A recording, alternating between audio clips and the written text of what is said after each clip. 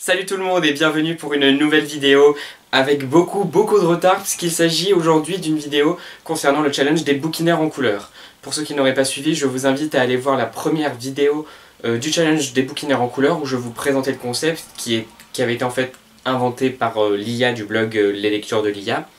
Et la deuxième vidéo, enfin en tout cas le deuxième article, oui j'avais dû faire une vidéo pour la deuxième session qui était la session bleue, la première étant la session rouge. Donc je vais d'abord revenir sur cette deuxième session qui était la session bleue avant de passer à la session suivante avec donc comme je l'ai déjà dit beaucoup de retard. Pour la session bleue qui avait commencé mi-novembre et qui se terminait fin décembre, du moins une semaine fin janvier pour vous, puisque moi j'avais commencé en avance et je vous avais prévenu en retard pour changer. J'ai donc lu Les Géants de Benoît-Mainville, paru dans la collection Exprime chez Sarbacane. Je l'ai chroniqué récemment, donc vous devez savoir ce que j'en pense, c'est-à-dire que c'est un roman magnifique qui nous prend dans le souffle de l'aventure, du thriller, de l'angoisse et en même temps de l'histoire de la vie tout simplement, avec des personnages haut en couleur, très humains, qui touchent tous et chacun par leur force et ce souffle de vie qui les anime, que ce soit l'amour, le surf, le courage, la famille, tous ces sentiments de la vie qui font qu'on avance et qui font que ces personnages avancent, vont se heurter à la vie et aux mystères et aux obstacles qu'elle vient nous opposer. C'est un roman passionnant qui se lit assez rapidement, qui n'hésite pas à s'étendre sur la psychologie des personnages de façon à ce qu'ils sont vraiment bien approfondis dans leurs aspérités et leurs émotions, et ce qui fait aussi qu'on s'y attache, c'est que le roman est passionnant et vraiment bouleversant. J'ai aussi lu Vol 1618 de Bertrand Puart paru chez Hachette. C'est un tome un peu transition en quelque sorte des effacés puisque le premier cycle. Donc ce tome-ci est encore une fois passionnant, il est construit et ficelé avec une intelligence vraiment fascinante.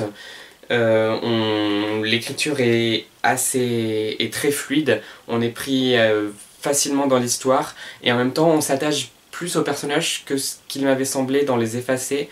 J'ai trouvé que Bertrand Puart s'attachait plus à décrire et à approfondir les personnages, du coup on les comprenait mieux, on comprenait mieux leurs émotions, ils nous étaient moins distants et j'ai donc trouvé que on en était plus proches et donc encore plus passionnés par l'histoire.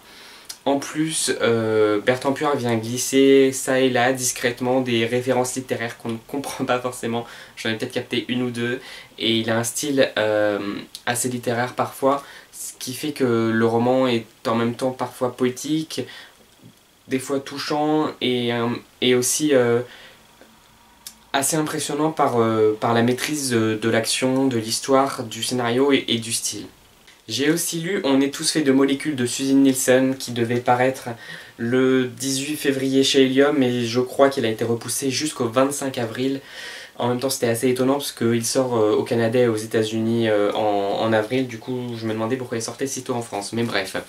C'est un roman qui m'a beaucoup touché, dont j'ai parlé comme les deux précédents en fait dans la vidéo des Masques d'Or que je vous invite à aller voir, que je viens de poster, une vidéo où je remets en quelque sorte des prix littéraires un peu officieux à des livres que j'ai lus en 2014.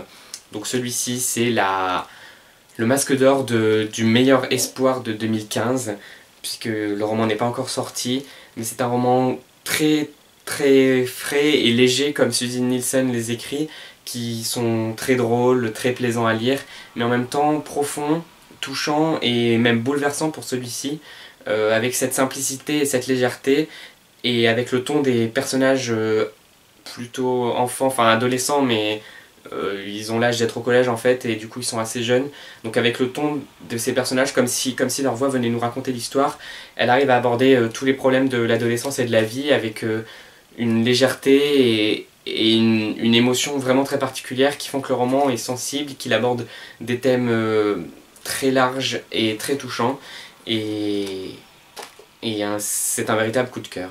Et j'ai en quelque sorte fini avec La Passe Miroir de Christelle Dabos, donc c'est le tome 1, Les Fiancés de l'hiver. En fait je l'avais juste commencé fin décembre, j'avais lu que quelques pages qui déjà me passionnaient, et je l'ai terminé en janvier. Le roman n'a pas gagné le prix du premier roman Gallimard Jeunesse pour rien, parce que c'est lui le gagnant pour ceux qui ne suivraient pas, parce qu'il est vraiment passionnant, avec un univers très particulier, unique et vraiment fascinant. Je dois avouer en même temps que cet univers très fascinant au début, enfin il l'est tout le temps, mais au début il exerçait vraiment une attraction, et j'ai trouvé qu'il perdait un peu de cette fascination au fil de l'histoire, et j'ai trouvé que le roman se faisait un peu moins passionnant, même si chaque fois que je quittais le livre j'avais envie d'y retourner. C'est pour ça que j'ai dû le terminer, je dirais pas vite, mais que j'ai quand même été souvent le lire. J'ai pas tout le temps de lire en ce moment, mais là j'avais vraiment tout le temps envie d'y retourner, parce que les personnages sont très humains, avec leurs qualités comme leurs défauts, ce qui font qu'ils sont très touchants, et en même temps l'auteur, malgré son style très riche, s'attarde peut-être trop sur les personnages et les descriptions, et du coup on entre moins dans l'action, et même les moments d'action ils restent assez lents. J'ai un peu du mal à saisir ce qui m'a plu ou pas dans ce roman, parce qu'il m'a quand même beaucoup plu, mais il y a ce petit quelque chose qui fait que ce n'est pas véritablement un coup de cœur, et qui fait qu'il ne m'a pas autant chamboulé que ce à quoi je m'attendais. Voilà donc les 4 seules lectures, et encore 3 et quelques de la session bleue, donc la deuxième session. La prochaine session du challenge des bouquineurs en couleur aura lieu donc de mi-février à fin mars. Cette session sera donc consacrée à la couleur du blanc. Pour ceux qui ont perdu le concept, eh ben, il s'agit de lire le plus de livres dont la couverture a une dominance avec la couleur blanche. Je vais vous présenter quelques livres que j'ai déjà lus pour le challenge. J'ai déjà lu Éloge de la faiblesse de Alexandre Jolien.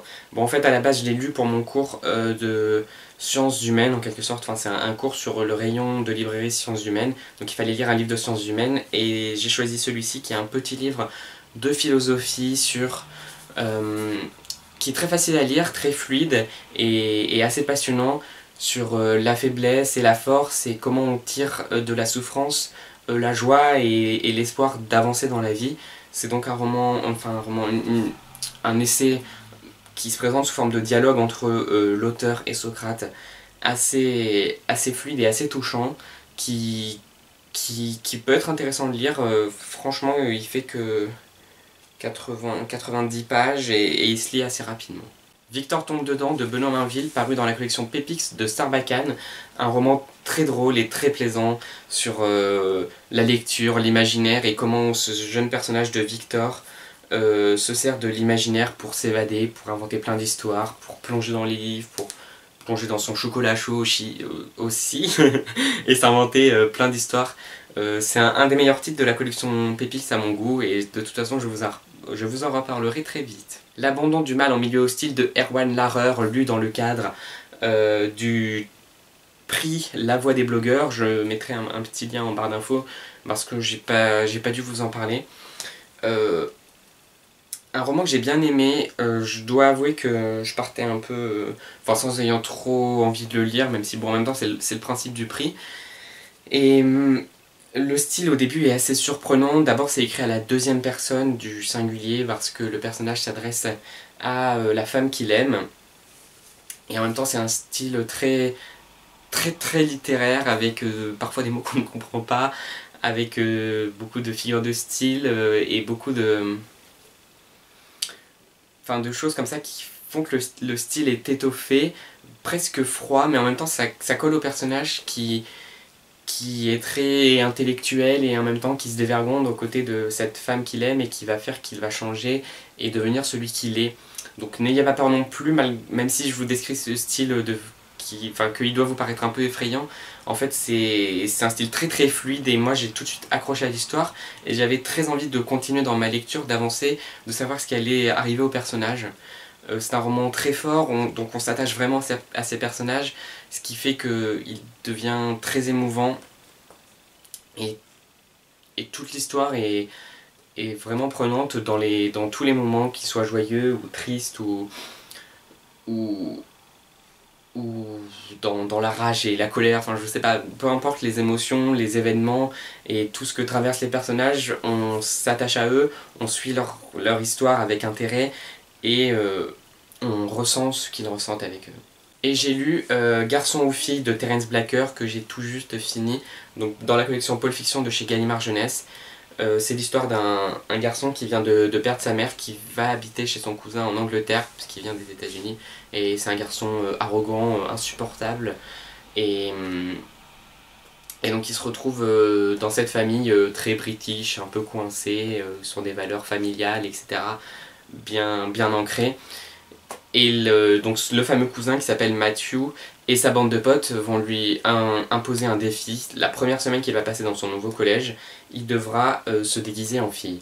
Donc c'est un roman très drôle, très dynamique parce que en fait c'est un roman un peu choral qui aborde les points de vue de plein de personnages. Donc à chaque fois il y a le nom du personnage en haut et la voix change avec, la voix change pour raconter l'histoire. Parfois c'est des interludes très courts, je sais pas si je vais en trouver là, mais en tout cas ça dynamise vraiment le style d'histoire et la façon de la raconter, et on voit plein de points de vue.